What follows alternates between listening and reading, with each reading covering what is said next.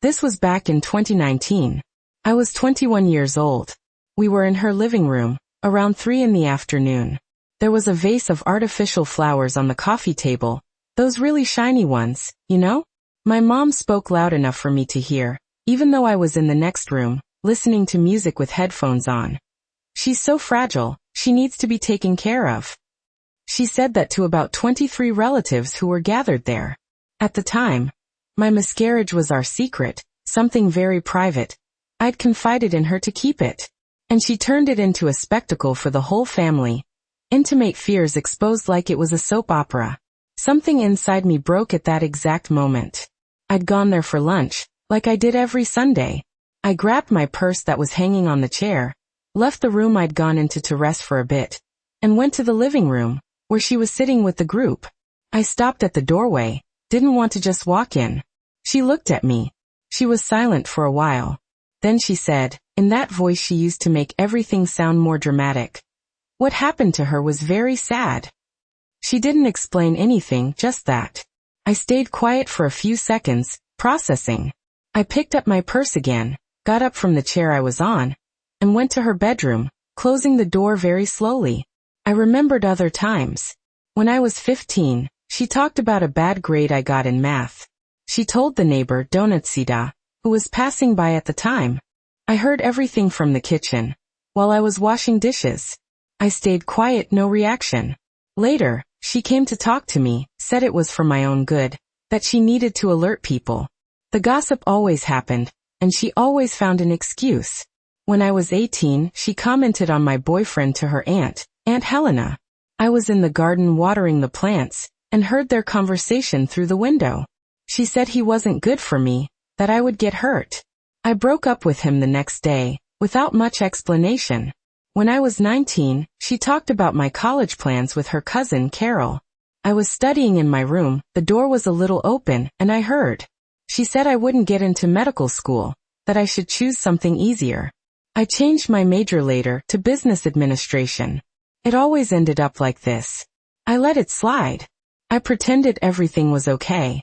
I moved on, keeping it all to myself. That afternoon in 2019, I stayed quiet in the room. I opened my phone. I started looking for my aunt's number, the only one who could possibly help me prove things. I needed concrete proof this time. I spent a long time looking, sifting through old contacts, old messages. I was looking for her old emails, searching for any clue, any message that could confirm what I felt. This sense that she manipulated everyone around her, that she created her own narratives to control people's perception of me. I went to her office, that room she rarely used. It looked more like a storage space for forgotten memories and junk accumulated over the years. It was dark. The sun was already setting outside, painting the sky with orange hues that could barely penetrate the dusty window. I turned on the dim light over the old desk, the one with many scratches and marks of time. I opened the middle drawer, the one that always got stuck and I had to force open with a bit of strength, making a noise that echoed in the silence of the room. There was a blue folder there, half hidden under some old papers, some documents that seemed unimportant. I started reading what was inside, my heart beating a little faster. They were old letters, many of them, most yellowed with time. The paper looked like it would crumble just by touching it. There were dates of sending, old stamps pasted crookedly, postmarks I no longer remembered seeing, from cities I barely knew. I picked one that caught my attention. The envelope was different, it looked thicker, made of a more resistant paper, almost like parchment. It was inside an envelope. The paper was really thick, unlike the others there. It was a letter from my biological father. The date was from 2002. I was about 6 years old at the time. In it, he wrote about how much he missed me, about his uncontrollable desire to meet me, about how he fought, without success, to have any kind of contact with me and my mother at the time. He said in emotional terms that he wanted to meet me, that he was very sorry he couldn't be present in my life, but that he would never forget me and would always think of me. My aunt, or rather my mother as she liked to be called, kept this. She always kept everything, especially when it had the potential to be used against someone, or to control the narrative.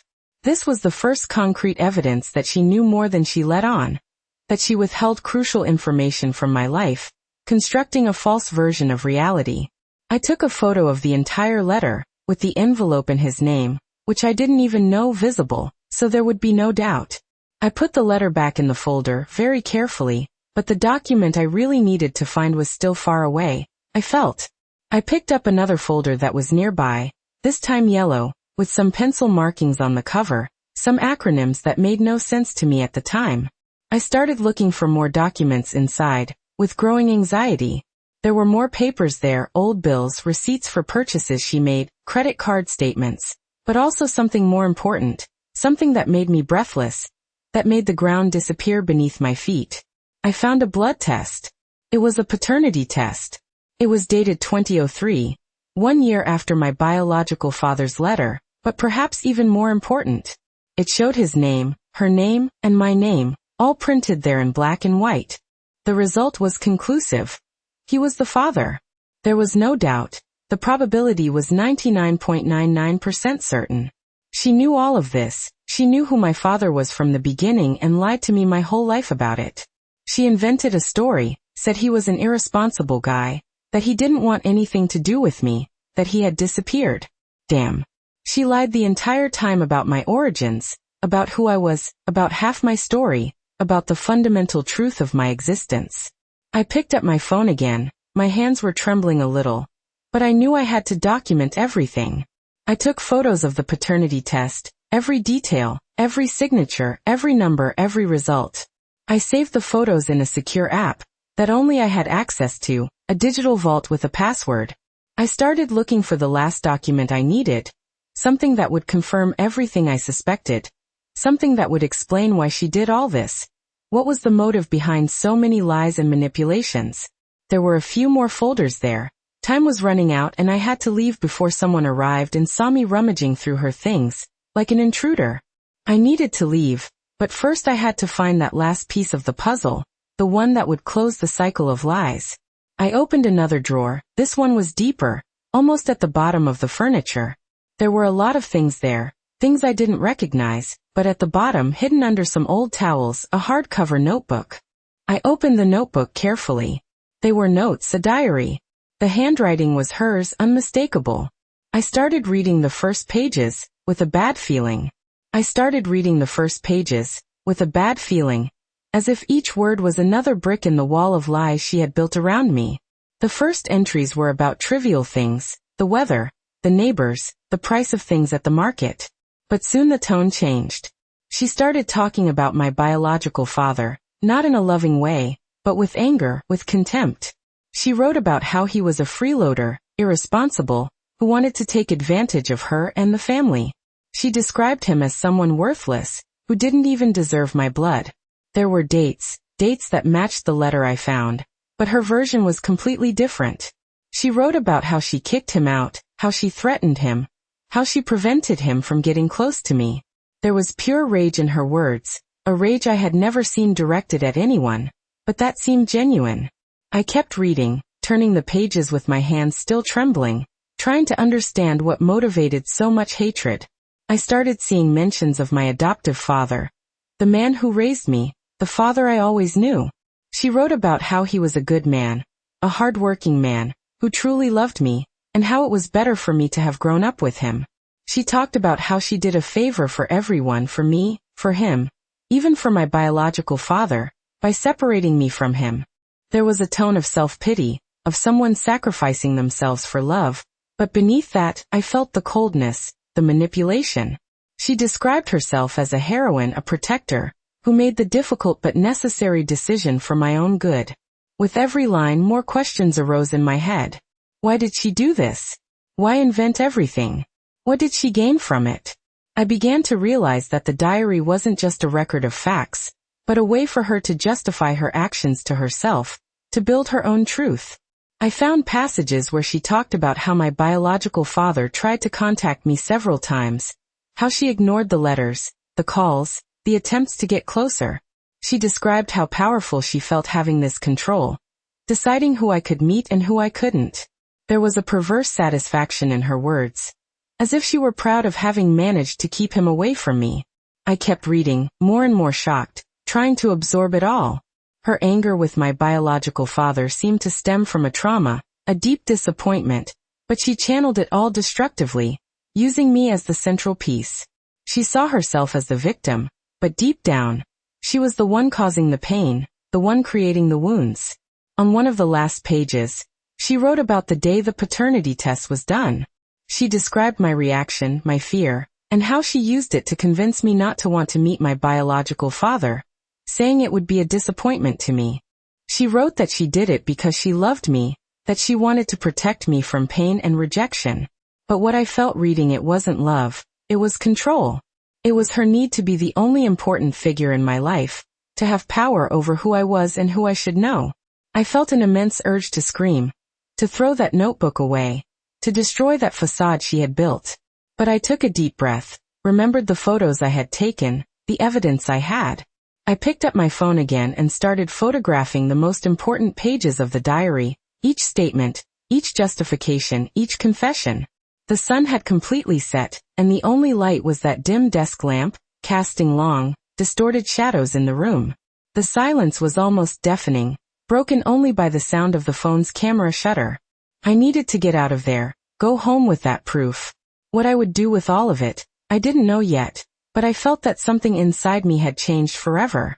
The image I had of her, the protective mother, the woman who always knew what was best, had completely collapsed.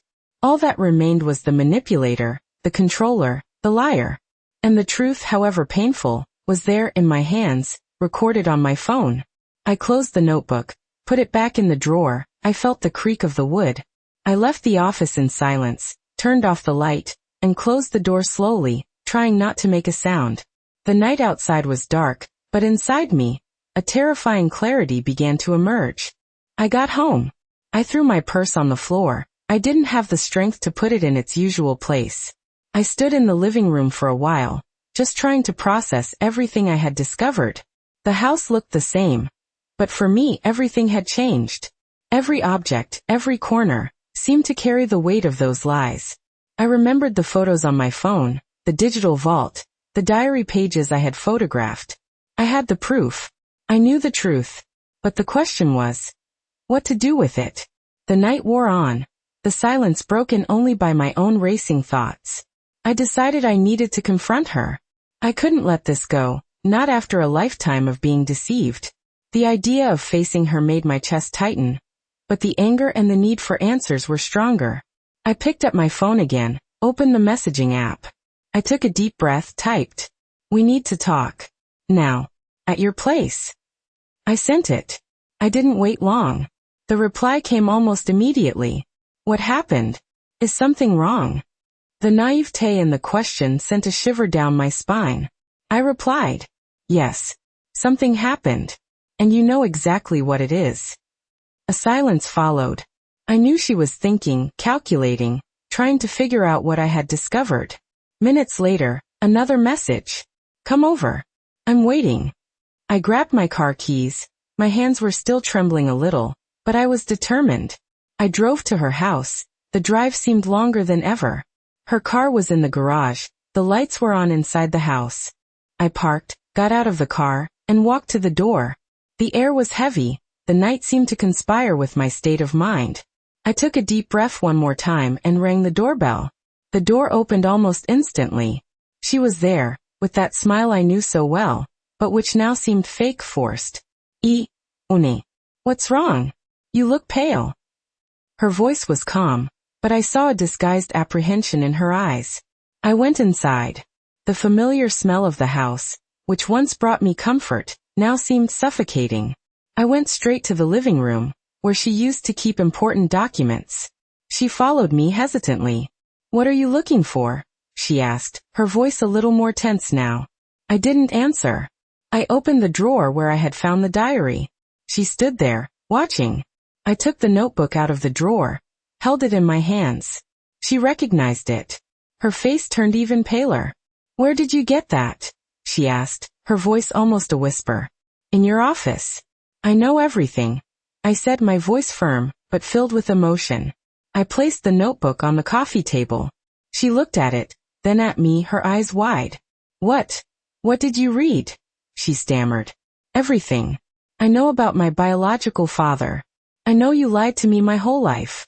I know you knew who he was from the beginning. I know you prevented me from meeting him. And I know why. Each word was like a stab. She stood in silence, her gaze fixed on the notebook. I knew she was piecing together her story, trying to find a way out, a justification. I did it for you, she began, her voice choked. I did it to protect you. Protect. I repeated, incredulous. You lied to me. You manipulated my entire life. That's not protection, that's control. The anger began to overflow. I took my phone out of my pocket, showed her the photos of the paternity test. And this? What is this? Protection too. She looked at the photos, her eyes tearing up. I didn't want you to get hurt. He wasn't a good man. And you decided for me? You decided who I should meet, who I should love. You took that choice away from me. The argument intensified. She tried to defend her actions, talking about the good she did, about the love she felt. I countered every argument with the evidence I had, with the raw truth. I talked about my father's letter, about the diary, about the paternity test. Each piece of the puzzle I put together seemed to hurt her, but at the same time, I felt a strange relief. It was as if I were finally freeing myself from that web of lies. She was crying, saying she loved me, that everything she did was out of love. But I couldn't believe it anymore. The image I had of her was destroyed. The love I felt for her was being replaced by a mixture of disappointment, anger, and sadness. I needed to leave. I had the answers I was looking for, but the truth was more painful than I imagined. I looked at her one last time, at the face I had known forever, but which now seemed like a stranger's. I don't know if I can forgive you. I said, my voice choked. I need time. I need to think. I turned and left her house, leaving her there, with her diary, with her lies, with her pain.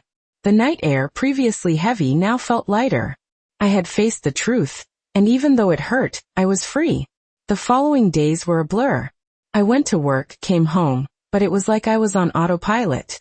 The conversation with her, the images from the diary, the photos on my phone, all of it spun in my head nonstop. I looked at my adoptive father, the man who gave me everything, and felt immense guilt that he had been used in all of this, that he had been part of that web of lies without knowing. I tried to call my biological father a few times, but I couldn't. His voice, what he would say, all of that scared me. It was too much information to process at once. She called me again a few days later. I didn't answer. I blocked her number. I needed space. I needed time to understand what I felt, to decide what to do. My relationship with her became distant. We only spoke about essentials, about practical things, about daily life. There was no more conversation, no more complicity. It was a tense silence, loaded with everything that wasn't said, with everything that was hidden. Family gatherings became awkward. Her look at me, my look at her. Everything seemed different. I was still dealing with the discovery, still trying to understand who I was now, with this new truth about my origins. The anger gave way to a deep sadness, a melancholy for the lost time, for the opportunities one was denied, for the broken trust. I spent weeks without sleeping properly, replaying the events, imagining different scenarios. I wondered if she would ever truly regret it, if she would ever sincerely apologize. But her silence, the lack of a real initiative for repair, said a lot. Distance became the only way to move forward. Over time, things calmed down. Not that everything was forgotten, but the sharp pain gave way to resigned acceptance. I knew who my biological father was. I had the proof. But the story I knew, the family I had, that was my reality. I decided not to look for my biological father at that moment. Maybe one day, but not now. I needed to heal first. I needed to find myself again. The relationship with her was never the same. It became colder, more distant, but in a way more honest. There was no more facade, no more explicit lies. It was a relationship of contained respect, marked by the discovery, by the pain, but also by the truth that, however harsh, needed to come to light.